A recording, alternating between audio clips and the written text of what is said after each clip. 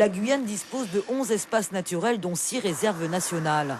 C'est environ la moitié du territoire guyanais qui est ainsi protégé. Cette profusion de diversité, on est fiers de l'avoir et on doit être tous fiers et combatifs pour dire à quel point c'est important de la garder dans le futur. Parce que ce sera notre solution, à nous tous, pour mieux lutter, mieux s'adapter face aux modifications climatiques.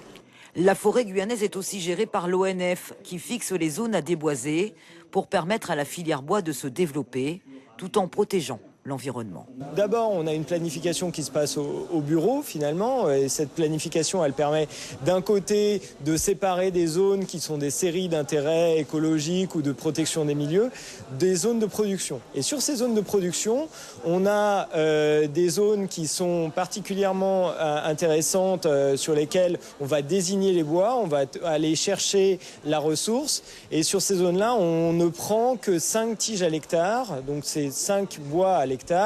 Donc c'est relativement peu et on essaye de faire le moins d'impact possible à travers la charte d'exploitation à faible impact qui garantit en fait la gestion durable de cet espace.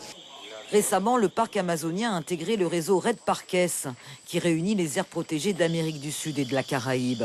Une déclaration commune a été signée pour la COP21, une première à l'échelle d'un continent.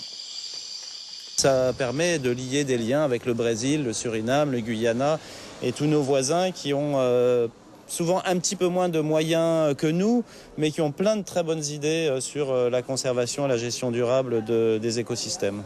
Le parc amazonien représente à lui seul près de 3,5 millions d'hectares de forêt. Cet écosystème stocke plus d'1 milliard de tonnes de carbone, l'un des poumons verts de la planète.